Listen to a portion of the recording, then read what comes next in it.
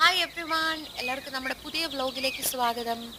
ഇന്ന് പ്രകൃതി രമണീയമായ ഒരു സ്ഥലത്തേക്കാണ് ഞാൻ നിങ്ങളെ കൂട്ടിക്കൊണ്ടു പോകുന്നത്. നമ്മുടെ കേരളത്തിലെ ഒരു പ്ലേസ് തന്നെയാണ്.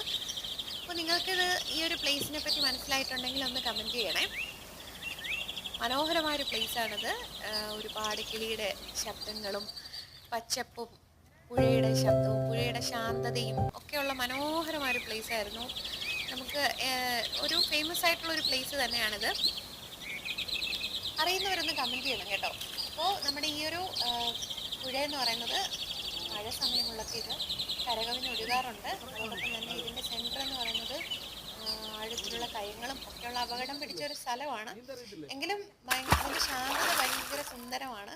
അതുപോലെ തന്നെ ഒത്തിരി മത്സ്യങ്ങളും ഒക്കെയുള്ള നല്ല മനോഹരമായ ഒരു സ്ഥലമാണ്. അപ്പോൾ ഞാനിങ്ങനെ ആലോചിക്കുമായിരുന്നു, ഇത്രയും മനോഹരമായ പ്രകൃതി നമുക്ക് ഒരുപാട് കാര്യങ്ങൾ ഈ ഭൂമിയിൽ തന്നിട്ടുണ്ട്.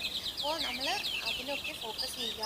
നമ്മുടെ എന്തുവാണ് നല്ല ബ്യൂട്ടിഫുൾ ആയിട്ടുള്ള ഒരു ലൈഫ്, അതുപോലെ തന്നെ കുറേ സ്നേഹമുള്ള ആൾക്കാർ, അതുപോലെ തന്നെ നമ്മുടെ പോസിറ്റീവായിട്ട് ചിന്തിക്കുന്ന കുറച്ച് ആൾക്കാർ, അതുപോലെ തന്നെ പോസിറ്റീവായിട്ടുള്ള സറൗണ്ടിങ്സ് ഒക്കെ നമ്മൾ ഫോക്കസ് ചെയ്ത് കഴിഞ്ഞാൽ നമുക്ക് നമ്മുടെ ലൈഫ് കളർഫുള്ളായിരിക്കും. നമ്മുടെ ഈ ഒരു ഭൂമിയെപ്പോലെ മനോഹരമായിരിക്കും നമ്മുടെ ജീവിതം.